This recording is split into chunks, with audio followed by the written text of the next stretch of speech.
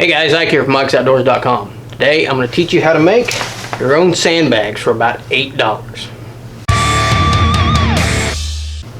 Okay, so as you guys know, I've been getting into rifles and getting into reloading and getting into doing some shooting like that. It's more for fun and to up my skill level, and it's already paid off really well for me. I've never been that great with a rifle. Really practiced in the off season to get better with a rifle and to know more about them and to know more about how proper shooting technique and how to sight in and properly shoot a rifle. So this year during rifle season, I made 2 shots and made 2 very effective kills. The first deer I hit right through the shoulders and came out the other side. She went about 30 yards. The buck that I killed, I hit him. He was kind of facing toward me. I hit him at the base of the neck. The bullet came out right behind the shoulder on this offside. 2 of the best shots I've ever made with a rifle, and it was from doing an extensive amount of practicing. One of the things I have a limited supply of is money. I have bought quite a few guns in the last few months and upgraded those guns, put new stocks on them. I bought a new Boyd stock for my Mossberg and several things like that, and I'm saving my money up for something like a Bergara or a Weatherby or a Tikka or something in that $800 price range, and some glass to put on it. So money is not something that I've got an abundant amount of to throw at things like sandbags, but I want my gun to be as solid a rest as possible. And I've tried a few different things and I hate them. The sandbags seem to be the easiest way to go, and also seem to be the most solid to me at the range that we shoot at. We shoot at just a public range locally. So what I did was I went to Walmart and I bought some of these pencil bags, solid binder pouch. They're just in the school supply section right next to the pencil boxes and things like that. I ended up buying 8 of these, and they were $1 a piece, so I spent $8 there, and I also spent another $4 on a bag of sand, so I got about $12 total in these. And then I put some zip ties on them. I like these because they have the holes in them. I don't have to do any kind of sewing or anything like that. I've got a good way to put these together.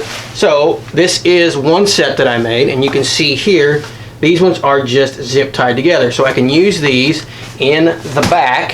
When I will show you, I can use these as the back sandbag to put the pommel of my rifle or the buttstock of my rifle on the back side. I also can double these up and use these like that. I also can use these like that, standing them up just like that. So I can use them like that and put my rifle right in between. So there's a wide variety of ways that I can use these. I also can use these, double these up, and I can actually take my pistol, and these firearms are all unloaded and are unsafe. I can actually take my pistol and rest my pistol on there. You can see I can fold that just like that, to where there's a little shelf on the bottom and a shelf on the top, and I can rest my pistol right there on that, and it makes a really solid platform for me to shoot my pistol off. Now these bags you have to get down on this bench that I'm on now because I'm in an elevated bar stool. So but overall they work really well. So that's my back bag, that's my rear bag. What I did for the front was I zip tied 4 of these together. So I have the ability to stand them like this. I have the ability to stand those up as well. But where they set on the table, they set basically just like that. And I have this nice V right here to set my rifle in. And it works out really well. One other thing that I did on these, I'll show you, is I just took a hot glue gun because I had one right here by it. And once I got these full to the fillness or to the level that I wanted, they were leaking a little bit of sand out of here. So I just took a hot glue gun, zipped it all the way over as far as I could, took a hot glue gun and glued right around that zipper end and glued that shut so nothing can come out of here. But we're going to move this camera back now, and I'll show you how I use these things. And keep in mind, this bar stool's a little tall. I may grab another chair or something like that just to set down a little bit lower. But we'll show you how these work and show you that the $12 investment is definitely worth the time and worth the effort to put into these. It took me about 10-15 minutes to put these together.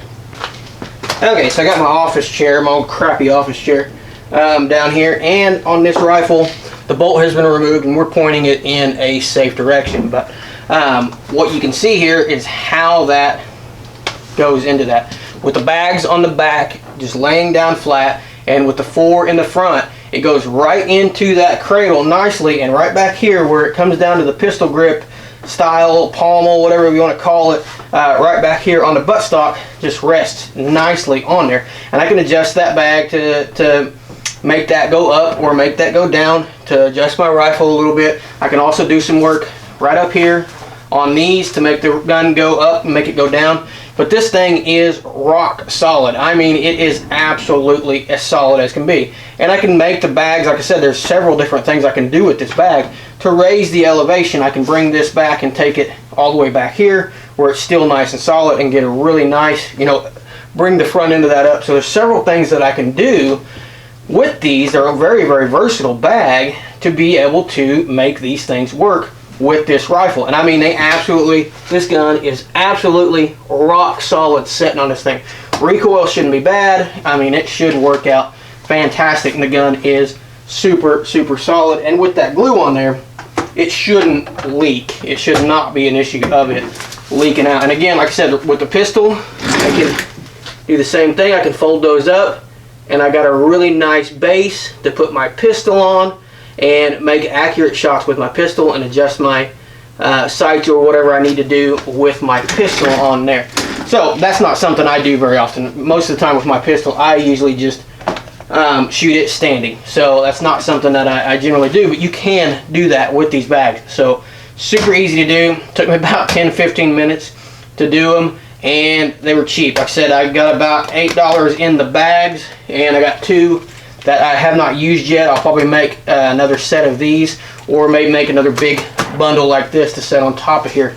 But I'll probably end up making another set of these, because if I need to go up, I can put those right on top of here, and I can stack up another one of these back here in the back to hold the backside, the buttstock of the rifle. So it's a good versatile system, and it actually is going to work out really good. And I said again, it's kind of going to cost about $12. Speaking is hard, talking is hard. That's a line from Jacob. He told me that one day.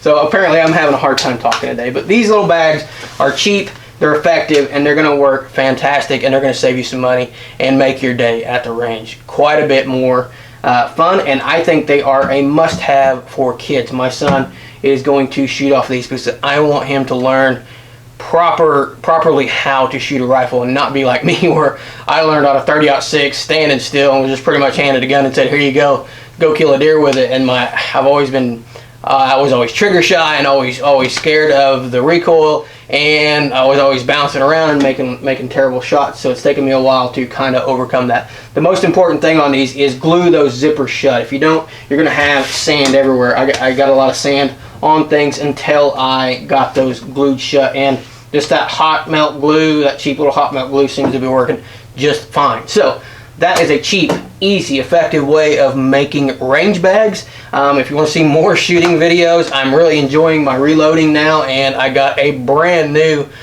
Boyd stock in that I'm going to show you real quick because it's awesome looking.